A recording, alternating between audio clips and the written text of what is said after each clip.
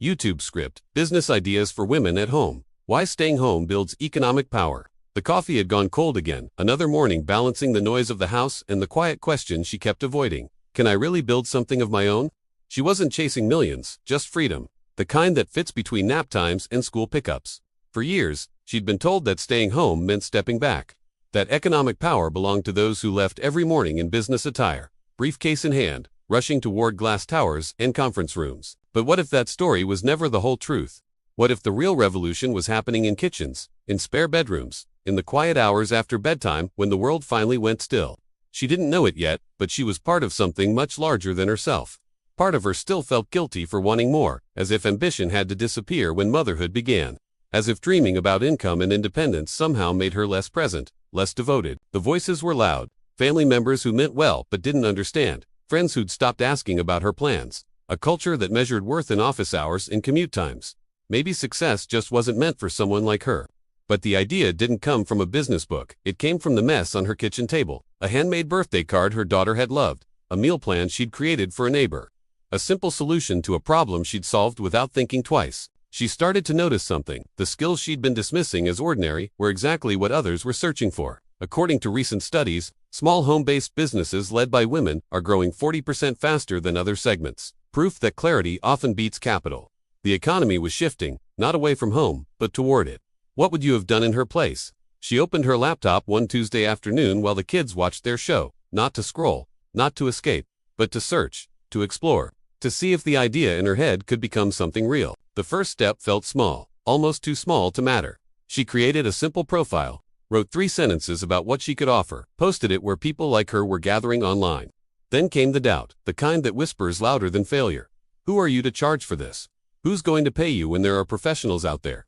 She almost closed the laptop, almost convinced herself it was foolish, until one message changed everything. A mother in another state, someone juggling the same chaos, facing the same struggles. Someone who needed exactly what she had been ready to offer. The first payment wasn't large, but it wasn't the amount that mattered. It was the proof. Proof that her time had value, that her knowledge was worth something, that staying home didn't mean staying small. She smiled, not because it was easy, but because it was finally hers. The business models women were building from home weren't just side hustles or hobbies with price tags. They were legitimate economic engines.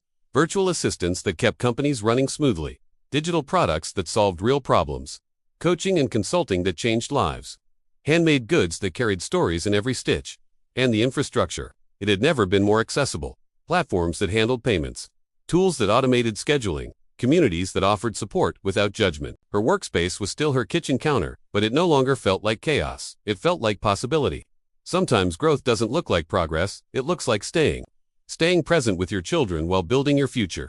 Staying rooted in your values while expanding your income. Staying home while reaching the world. The traditional career path had promised security, but it also demanded sacrifice. Time away from the people who mattered most. Energy spent on someone else's vision. A schedule dictated by someone else's needs. This was different. This was designing life first, then building business around it. She started noticing other women doing the same. The photographer who scheduled sessions during school hours. The writer who pitched articles during early mornings. The coach who ran group calls after dinner. The creator who batched content on weekends. None of them had chosen the easy path. But they'd all chosen the intentional one. Research was beginning to confirm what these women already knew. Remote work and home-based entrepreneurship weren't temporary trends. They were fundamental shifts in how economy and family could coexist. Companies were realizing that talent didn't require a zip code. Consumers were seeking authentic voices over polished corporations. The market was ready. The question was whether she was. What helped her move forward wasn't certainty, it was curiosity. She started asking different questions. Not am I qualified enough? But who needs what I already know? Not will this work?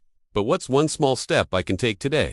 She joined a free online workshop, watched tutorials while folding laundry, listened to podcasts while making breakfast. Every small piece of knowledge built on the last. The learning curve felt steep at first. Website builders and email platforms and social media algorithms. Terms she'd never heard. Processes she'd never followed. But she remembered something important. She'd learned to soothe a colicky baby at 2 a.m. She'd mastered meal planning for picky eaters on a tight budget. She'd navigated playground politics and school systems and medical appointments. If she could learn all that, she could learn this.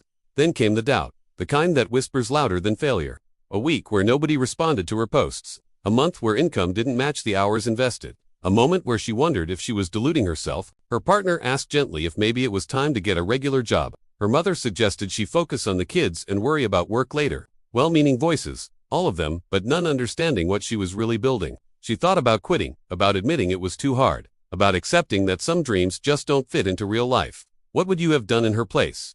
She chose to stay one more day, then one more week. She adjusted her approach, simplified her offer, found her people, listened more than she promoted. And slowly, something shifted. The inquiries became more frequent, the income became more consistent, the confidence became more solid. Not because she'd figured everything out, but because she'd stopped waiting for permission to try. The business ideas that worked best from home shared common threads. They solved specific problems. They leveraged existing skills.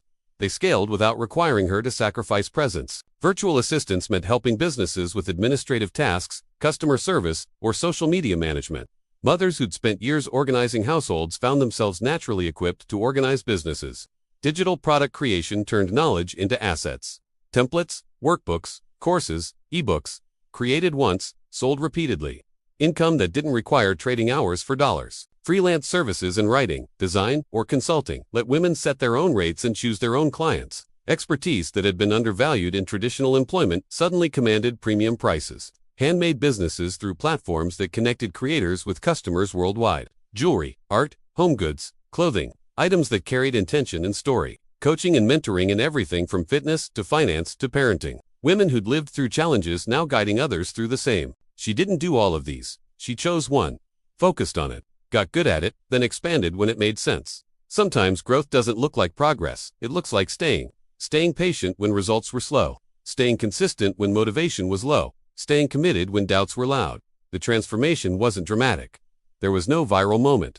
No overnight success story. Just steady, intentional growth that compounded over time. Her first year brought modest income, enough to cover groceries and a few extras. Her second year doubled that. By the third, she was matching what she'd left behind in her previous career, but on her own terms and her own schedule. What helped me the most wasn't just finding the right tools, it was realizing that I didn't need permission to start small. I tested a few resources before finding what truly worked, and honestly, it changed everything. Simple things like a good planner to organize my time, a decent microphone for client calls, or a course that taught me the fundamentals without overwhelming me. This isn't a promotion, just something that made my path a little lighter. I'll leave the link below if you want to explore it. But more than any tool or tactic, what shifted everything was her mindset. She stopped seeing home as a limitation and started seeing it as an advantage. While others commuted, she was available. While others navigated office politics, she built genuine relationships. While others waited for promotions, she created her own opportunities. The economic power she was building wasn't just personal, it was generational. Her children were watching, learning that work could be meaningful, that mothers could be ambitious, that staying home didn't mean staying stuck. They saw her solve problems, handle setbacks, celebrate wins, balance responsibilities.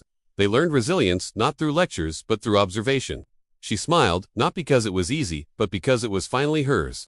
Disclaimer: this content is for educational purposes only and does not replace consultation or assistance from a professional.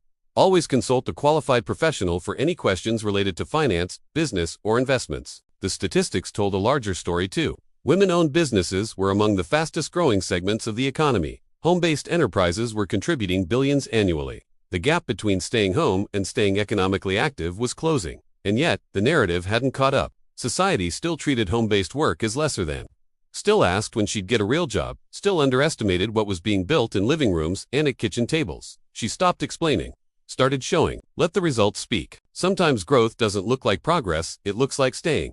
Staying true to why she started, staying focused on who she was serving, staying grounded in what actually mattered. The challenges didn't disappear. There were still interrupted work calls and sick kids and last-minute school projects. There were still moments where nothing went according to plan. But now, she had something she didn't have before. Options, flexibility, control, the ability to earn while present, to build while nurturing, to grow without leaving. When she poured her coffee the next morning, it was still hot, because this time, she wasn't rushing, she was building. The business she'd created wasn't perfect. It was still evolving, still teaching her, still demanding adaptation. But it was hers, built on her terms, shaped by her values, designed around her life instead of the other way around. And that made all the difference. Other women were starting to ask her how she did it, how she managed, what her secret was. She'd laugh gently and tell them there was no secret, just a decision to start before feeling ready. To learn while doing, to believe that staying home could actually be the smartest economic decision she'd ever made. Because the truth nobody talks about enough is this: staying home doesn't limit economic power. It repositions it, redirects it, reimagines what's possible when you refuse to choose between presence and prosperity. The revolution wasn't coming. It was already here, happening quietly in homes across the country. Women building businesses between carpool runs, creating income during nap times, designing futures that honored both ambition and family. She was part of that revolution now, not leading it, not defining it, just living it. One small decision at a time. One steady step forward. Tell us what part of her story resonated with you most and where you're watching from. Your journey might just inspire the next one. Tell us which country or city you're watching from. See you in the next video. Bye.